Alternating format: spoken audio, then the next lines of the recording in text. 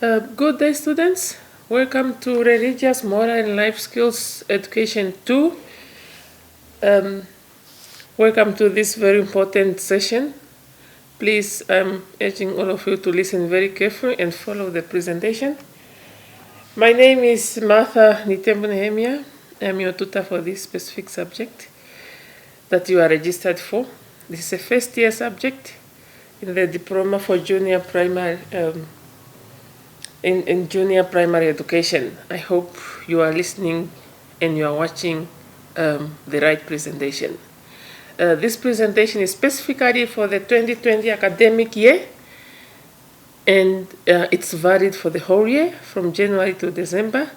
So if you are studying this specific subject, Religious, Moral, and Life Skills 2 in 2020, this presentation is for you.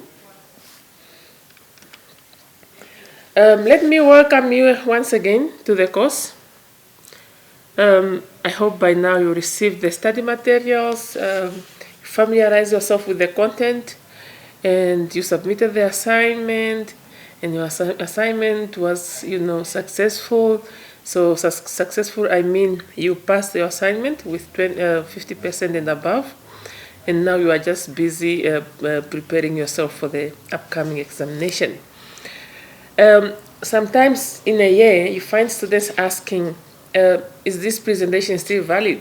Are we still using the same presentation? Just to make it categorically clear right at the beginning, this presentation is valid for April examination in 2020, August examination 2020, and the supplementary examination 2020, which usually takes place around November. So for the 3 examinations, this is the right presentation, and there's no need to ask for any other. And just in addition, this is the official presentation, or that will help you to clarify things that you need to emphasize on when you are preparing yourself for examination. There's no need to ask for any additional notes or so.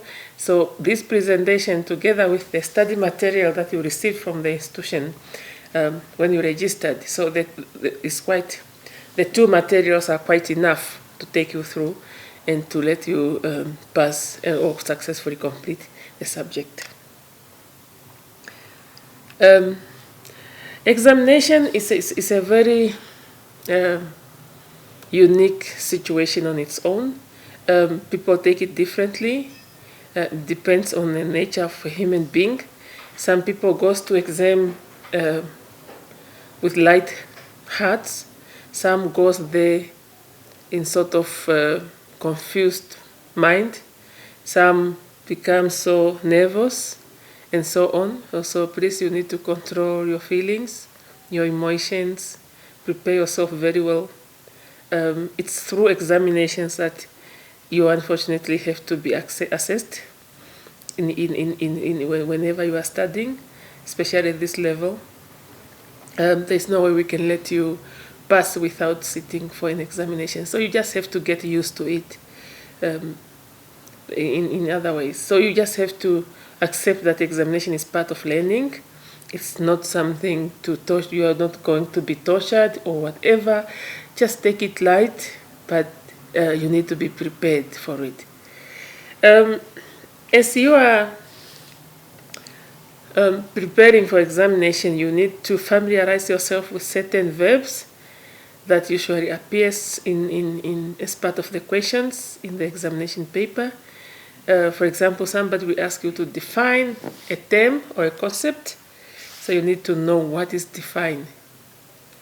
You need to understand what is describe, what is explain, what is discuss, what is critically discuss. So critically discuss is that you need to go in depth. You need to sort of analyze, discuss in depth that specific issue or that specific topic. Look at different ways. If there are kind of weaknesses and strength, and so the in-depth discussion, that is what it means. Describe, you just need to describe certain features, for example, or issues. So there are a lot of verbs that you need to be aware of.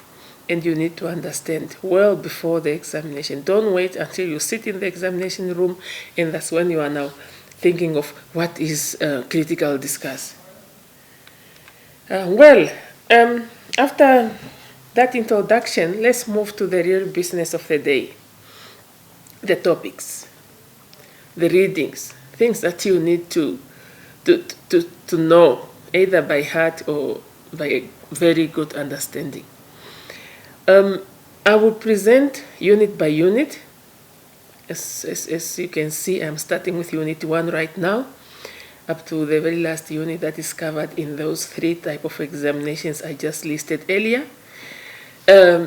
The topics that are highlighted here, or not highlighted, the topics that are presented, that are appearing, in other words, that are appearing in these presentations, are those that you need to study in depth, that you need to study very well.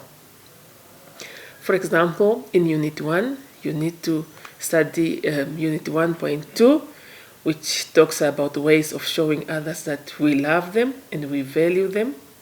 So that topic is well described there. You need to understand how can we show other people that we love them and we value them.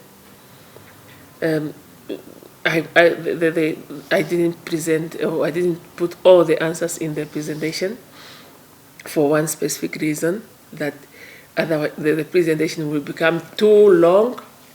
So, and secondly, you have the study materials where things are well, detailed. So for you here is just to get the hints. For example, if you see Unit 1.2 that I'm talking about now, go directly to your study material, highlight that topic, study it in detail, the whole section. So here is just a hint to say, what are the ways of showing others that we love them?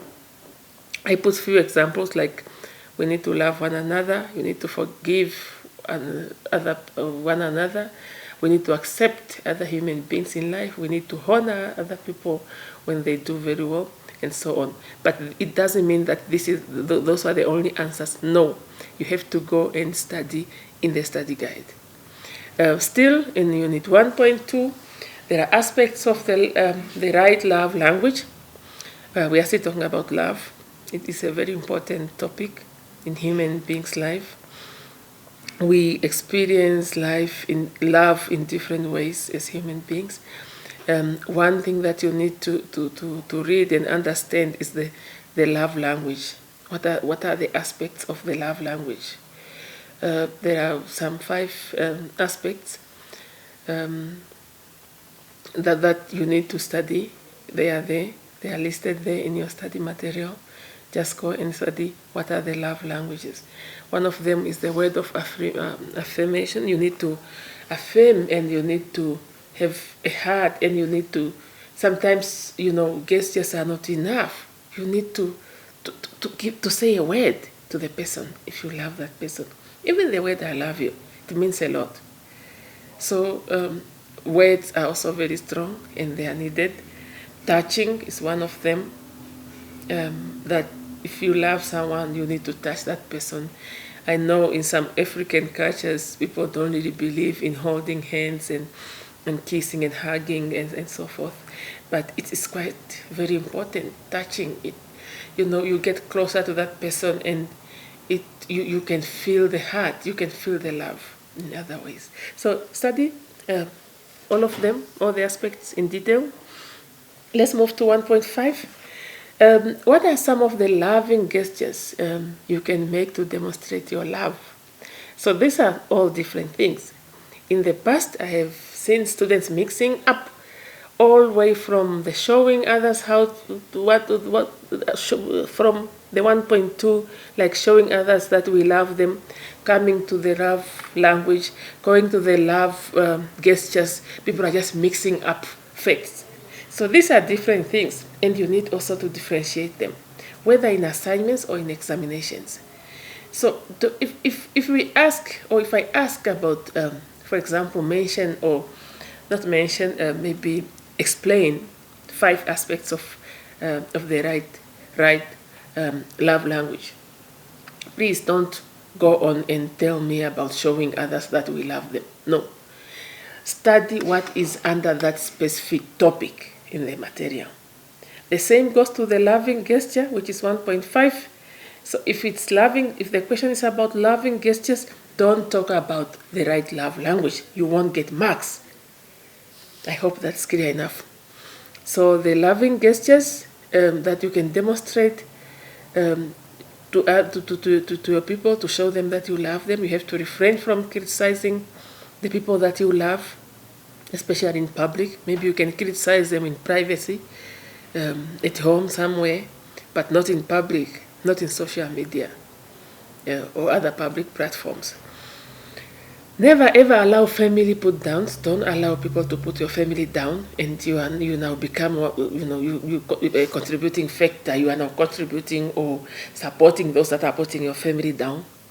You need to stand by your family through thick and thin. Show them that you are there for them. Obviously, each family has its own weaknesses, but you have to deal with that in private settings with your family members, and you advise each other through family meetings and so forth. There are a lot of facts of love gestures, how to show gestures, to show that you love those people through gestures.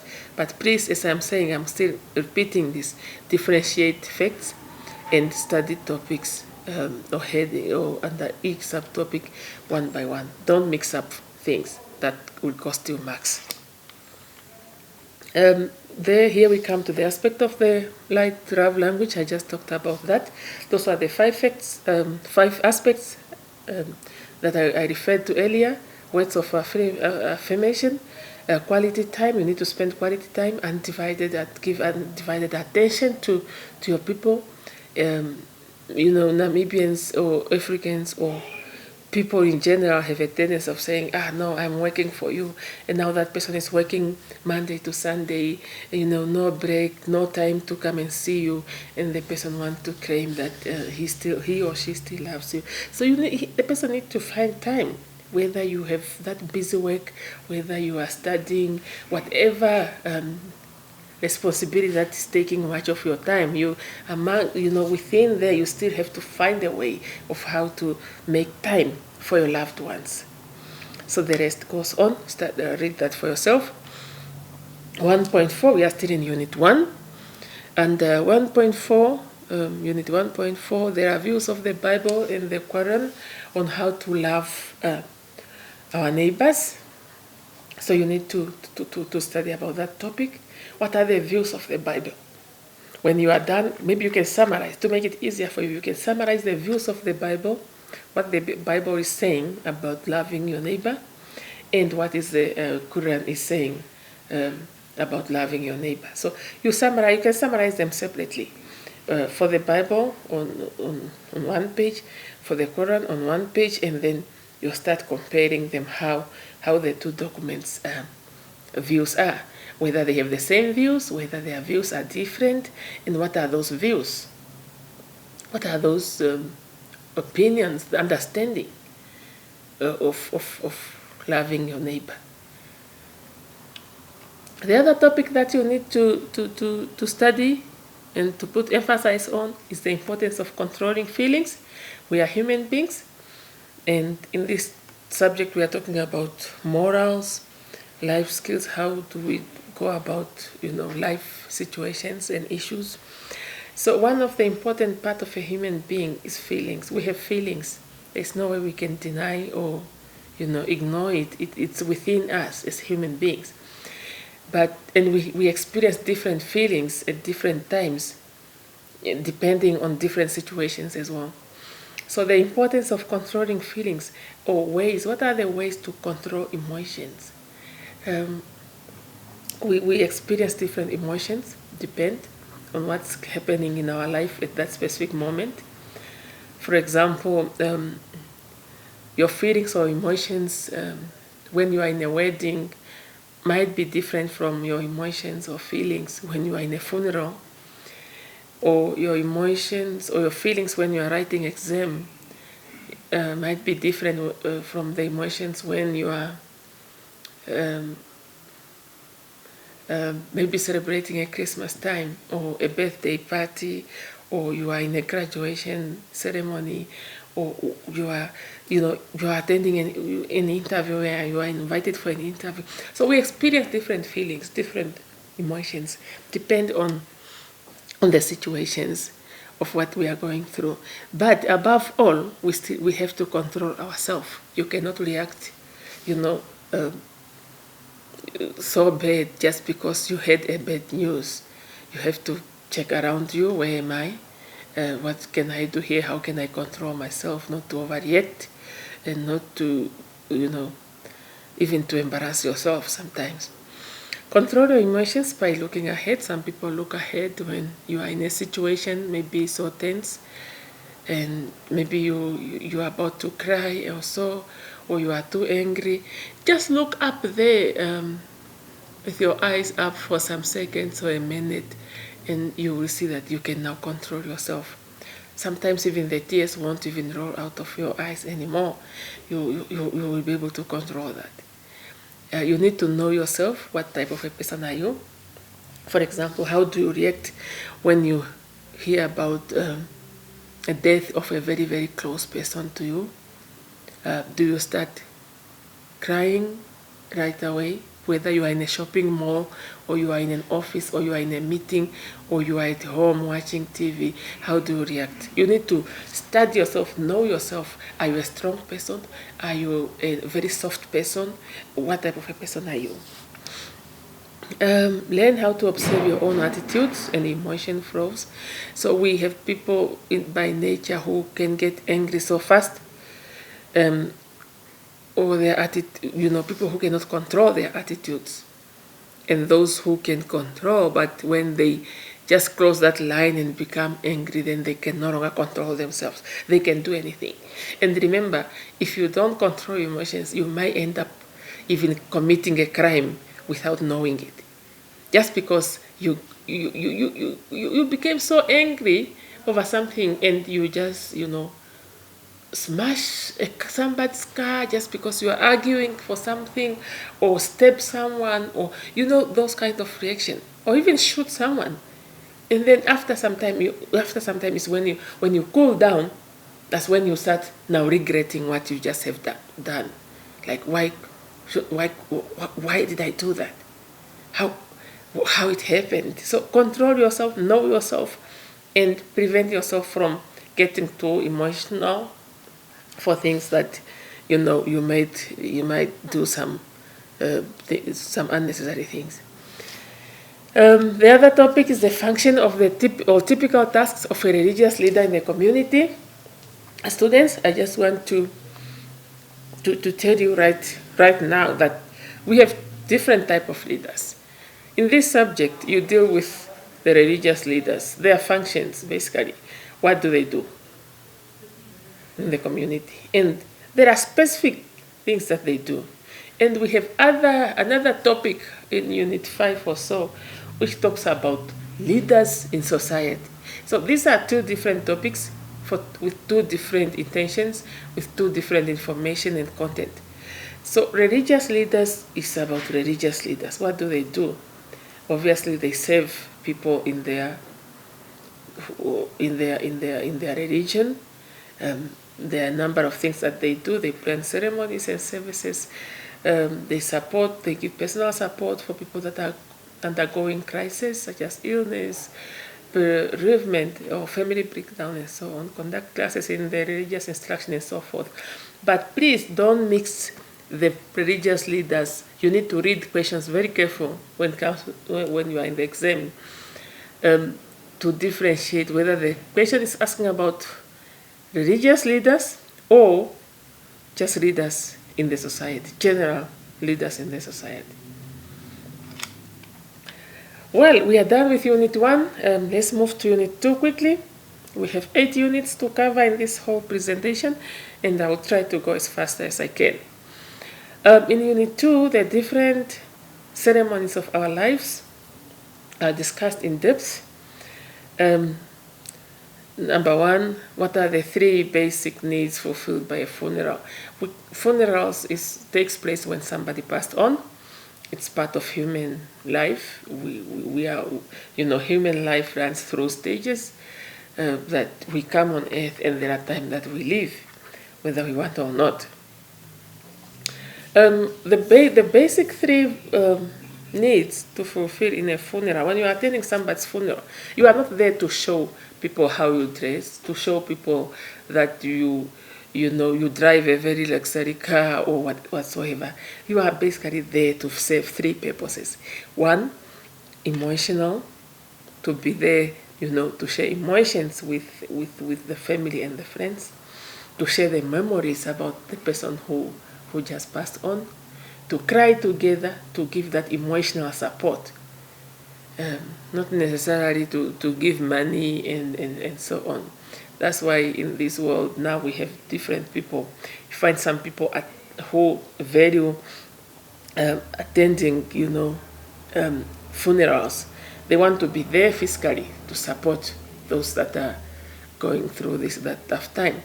And we have a group of people who feel like, why should I drive all the way to Karasburg or to Oshakati or to wherever, or to Katima just to attend the funeral? I rather send money and remain wherever I am. So here, emotional is not about money. It's about you being there, supporting those that are, mourning, to share that tough time with others, to give them strength, to cry together with them, to share the memories with the family, and so on. Social. The other need that we fulfill when people attend funerals is a social need, to support each other, and to acknowledge that, yes, that person lived a life. Yes, people are saying a life well lived, and the person left a history. Obviously, when someone was on earth, they always have a history.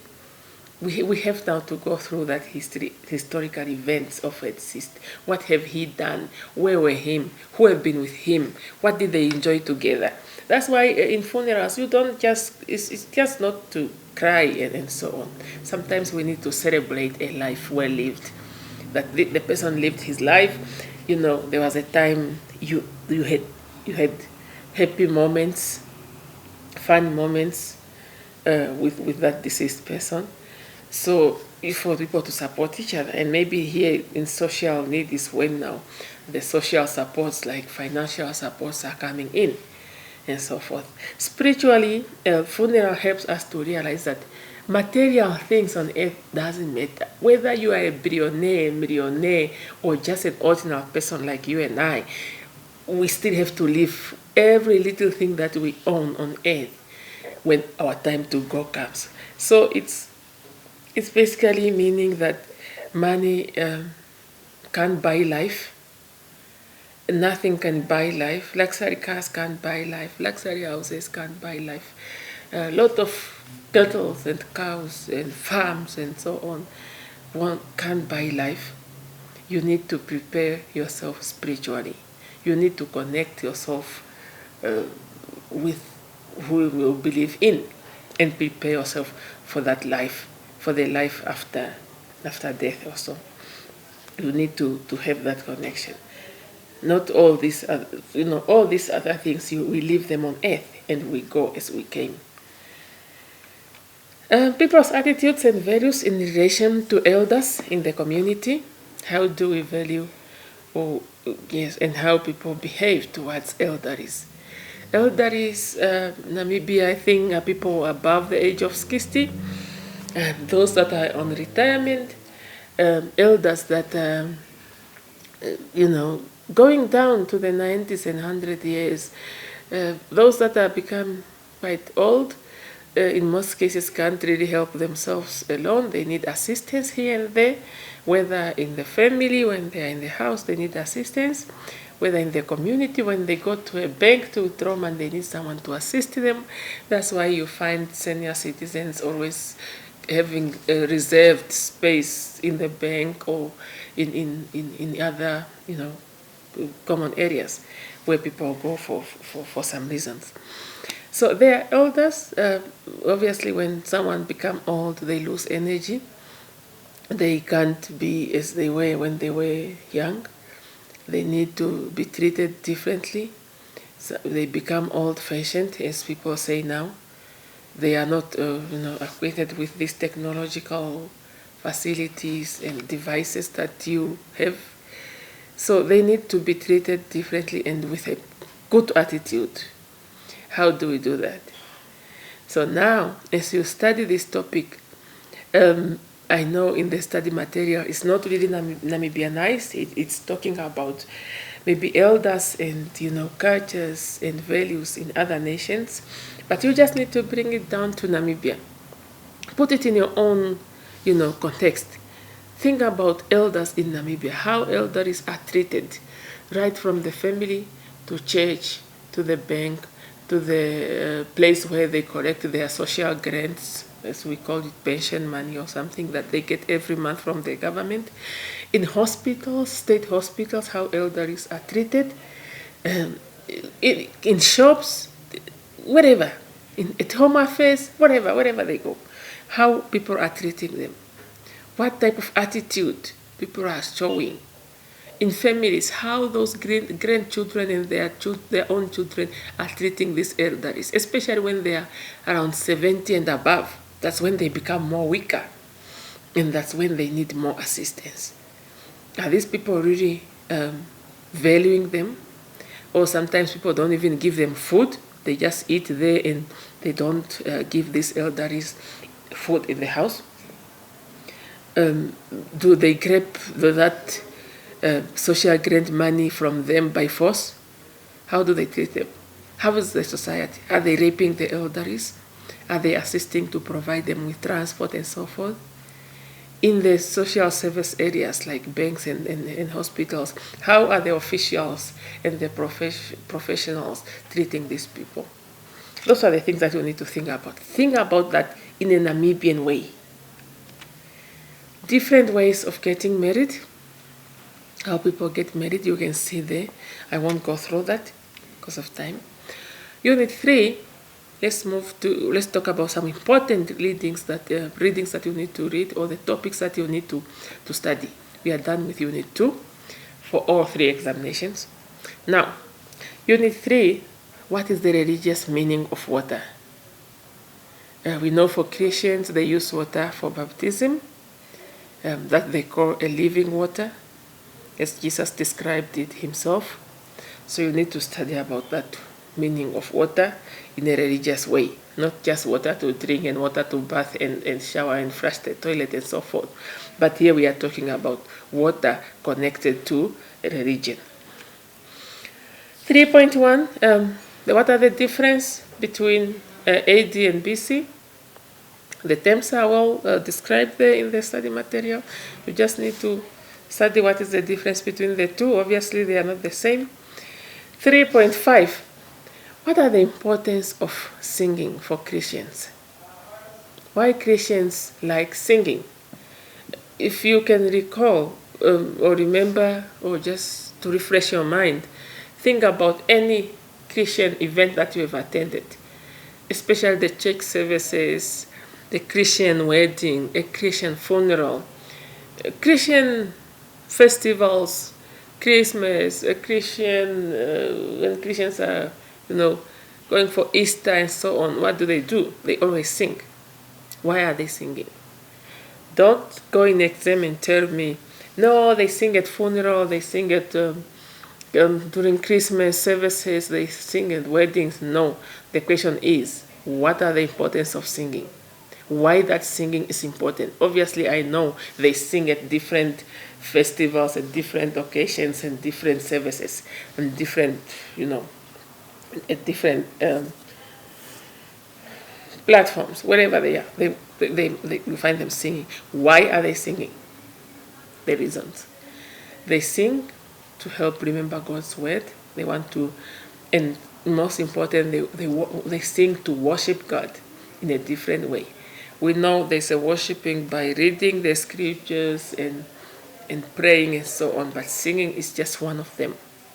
And some people enjoy singing than other ways of worshiping. It helps people to respond to God's grace. So people sing to thank God from the bottom of their hearts for what God has done for them, or to ask God for something that they want God to provide them. And they can do that through singing. There are a lot of reasons why people sing, why Christians sing, for instance. They want to reflect God's glory, that thank God for ABC, and so on. 3.2, what are the so-called objects and places of some religions? I just listed some there for you. So-called means holy, the holy places, the holy objects, things that are regarded as extraordinary, things that are unique as far as religious is concerned. For example, the Mount Sinai. There are stories in the Bible that are connected to those places.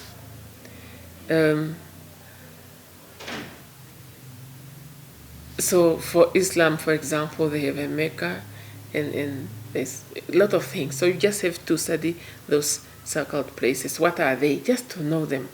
Not necessarily to understand what happened in that place and blah, blah. Just to know, like for Christianity, they have Bethlehem, they have Israel. It's a special place. Why? Because Jesus was born there, and so on. Just to know, just in brief. You don't need to study a lot and go on and on with that. 3.3, what are the different forms of worship in your society in general, regardless of a particular religion? So just the ways, different ways of worshiping. As the topic says, regardless of a particular religion. So it doesn't mean for Christians, for Islamic, for Hinduism and Baha'i or whatever. It's just for in general, just for whatever type of religion. There is a worship that expresses the heart, and there's a worship that involves the mind, and a worship that involves the body. So there are different ways, different forms of worshiping. So worshiping then can be in a different form, can be done in different forms. Some people worship by offering and sacrifices, offering animals, for example. Some worship through oil, some by praying. You pray. Some people can pray throughout the day, 24 hours. They are worshiping through praying. And some people worship through learning and reading the scriptures. It depends. Some people worship by reading scriptures in public. That's why these days you find people reading scriptures at shopping malls, at whatever centers, just shouting there in public, in a public space, there just for everyone. But you find people who also worship in privacy, and those that worship at their church, and those that just worship in their house, and those that just pray in their own rooms without involving other people. So it depends. Let's move to Unit 4. The different religious festivals are discussed in this unit well in detail. The festivals, for example, we have Christmas. What are the meaning? What are the activities that takes place during Christmas? You need to study that. And the meaning means, what is Christmas to you? How do you understand it? Why they say Christmas? Some people will tell you Christmas is the day that Jesus died, and you just wonder, I on this earth. That's a basic thing that everybody should know. Let's move Unit 5 quickly. Some possible causes and effects of bullying. Bullying. What is causing bullying? Causes in terms of what is pushing those bullies to bully others. What is pushing them? What are the pushing factors? So racist remarks can be can be a bully cause. Parents supposed to solve problems at home and conflict, but if parents themselves are forever fighting and in conflict, so learners or young children are just copying from them, and they will do the same because they have done that. They have seen that. They have seen their parents doing it at home. They think it's the right thing to do. They will also do it at school or whenever they are playing with the other children. Children that are frustrated in life, children that are hungry, they don't have anything to eat. They will bully the young ones, for example, to grab the lunchbox from them just because they need food. Powerless children also use physical force sometimes to prove themselves. Bullying can be caused by a lot of things: embarrassment and anxiety, etc. And when a person is exposed to long-time bullying, it leads to depression and feeling that a person is worthless. So the person who have been bullied throughout will get obviously some long-term effects in them. That includes depression. Sometimes they drop out of school. Sometimes they become so lonely and isolated in the society. And you find a person that doesn't even have friends for a very long time because he just can't cope being with other people just because of what he experienced in life. Let's move on. Ways to help elder people. How do you help elderly people in your society, for example? If you know that elderly person, give him a call, a friendly chat. How are you? Are you doing well? I know the person is not of your age, but we can still, socialize with people of different age groups. So talk to the elderlies, give them a phone call, check how they are doing. If you happen to have time and resources, pay them a visit, carry a bread, sugar, a juice, and go visit them. Don't give them alcohol, please. Just give things that will contribute to their health and well-being. Giving your time, as I'm saying, visit them whenever you have time. So because most of the time they are very lonely. It doesn't matter whether they are in an old age home or whether they are somewhere staying with families. Families, sometimes these people are staying with people, but only maybe during the night that those people are out. During the day they go to work, and then the elderly person remains alone at home because these other people have other things to do, other responsibilities. If they're adults there, they are maybe working, they have to go to work. Children have to go to school, and that elderly person remain at home alone for 5 hours or for 7 hours a day. So they become so lonely. Go pay them a visit. Buy sweets and some fruits and just visit them. And a soft drink and have a chat for 30 minutes, and then you move on. You leave. That elderly person will really appreciate that. Starting a conversation, talk to them. You just have to know what type of things that you can talk to the elderlies about. Don't talk to them about social media and things that they are not up to date with. So talk to them about things that things that they have interest in, things of interest, not just anything. If it's in a rural area, there in a farm or in a village, talk about maybe a drought, rainfall, those type of things. If they are in town, see what you can discuss with them. But first you have to research what are the things of interest to that particular person. And be careful, don't offend them as you are in the conversation. Be respectful and so on. Please give them a hug whenever you meet them. And extra support, whatever support that you can just extend to them. Why one should forgive and reconcile with others. In life, we go through a lot of things. Sometimes people behave or make you, something happen between you and somebody else, and you find yourself, you were maybe close friends, and then you just parted ways. You no longer speak to each other because of whatever happened. So forgive that person. things happen in life, but we can't, hold on something for the rest of our life. We need to forgive and move on.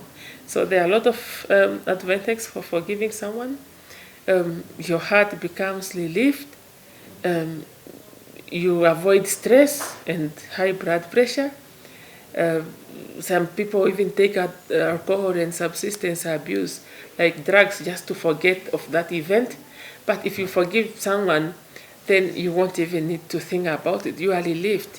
You are done. You let it go, and you can live a healthier life and a healthier relationship. Because in most cases, you will still become, close, connected.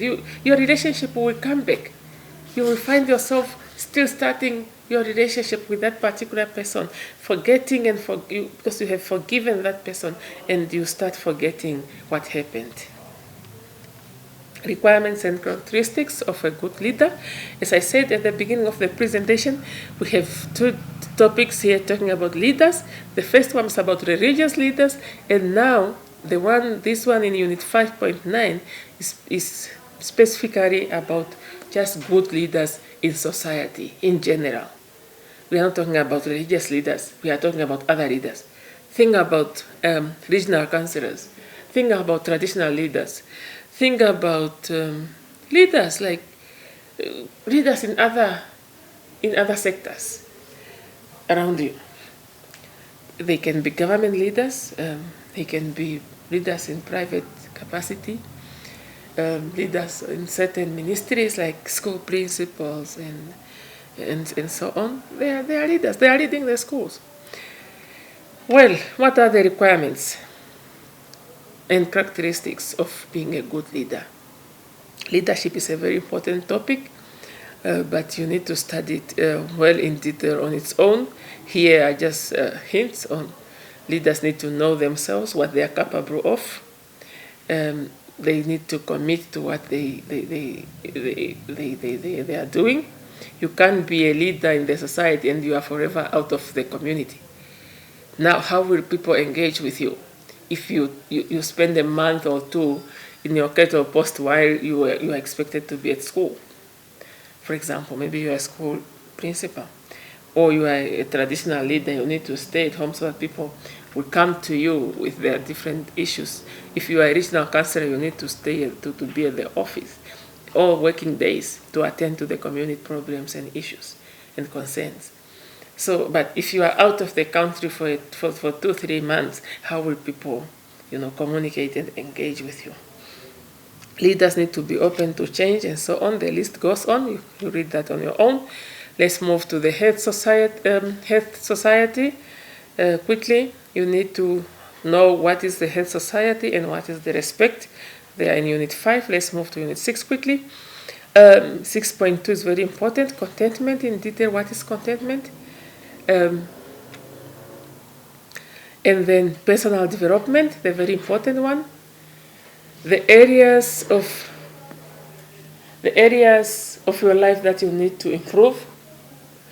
They are listed there, the habits, your career, money, health, and so on. Those are the core areas that you need to improve. Because personal development is all about developing yourself, nobody else. That's what you need to understand. Improving your own mind, your own heart, your spirit, and your body. So how do you move on? The very important part is also the challenges to personal development. Sometimes we want to develop ourselves as much as we can, but there are issues. There are some challenges that we are facing or that we are meeting along the way. And sometimes we call them roadblocks, like the stoppage, the obstacles, challenges. What are those? Maybe you didn't define your goals very well. The situation where you are right now, you don't know where are you. You have some internal conflicts within yourself. You don't really know what you want to do. You don't want to change. You are resistant to change. When new opportunities come and knock on your door, you are so afraid to take the chances and take the risk. Unit 7 is about children's rights and responsibilities. What are the children's rights and responsibilities? It's a very straightforward thing. And what their responsibilities, it can be in general, sometimes at school, at home, etc. The importance of natural resources, why it's important to save water, for example. What should you do? How can you teach children to save water? What are the benefits of you forgiving someone? We just talked about that. Unit 8, the very last one in this presentation, is a practical unit. It's about life skills, so to say. How do you build your own self-image? What things can you should do to improve your self-image? Because some people have given up in life and they don't want to move on. First, start with your appearance. If you are a lady, start with your hair, your nails, the clothes, your shoes, etc. Your own appearance, the way you appear in public, it speaks volumes. Stop comparing yourself to other people because you don't know what they've gone through, and what they've achieved. Tips on praise and encouragement and rewards. The dressing code when you are going for an interview, those were straightforward things in the study guide. The emotional, financial, and fiscal responsibilities of having a family. What do you need to do when you have a family? Study about the parental responsibilities in their children's education. What are the parents' responsibilities? People tend to always blame teachers when children fail, but parents have a responsibility to play in their children's education. What different types of a relationship? We have intimate relationships, parent, children, whatever type of relationship. Pornography is a very upcoming concern, where children have access to electronic devices and can even by mistake or so just be exposed to pornography type of materials. Divorce is a very hot topic in Namibia. We had the number is increasing daily. Why marriages are failing and why people are ending up divorcing. Find the reasons for divorcing.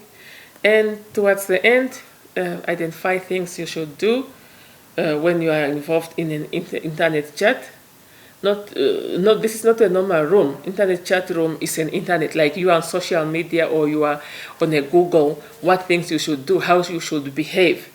There are certain rules. Assertive communication is how you communicate with people assertively, without being aggressive or passive or submissive. You just have to be assertive, to be, honest about the emotions. You focus on the problem, and you represent yourself, and you also offer some solutions. In conclusion, please, whenever you are studying for examination, whether it's in April, August, or November, pay special attention to this presentation. In addition to that, you need also to go through the assignment that you have done and the whole study guide in detail. Thank you very much.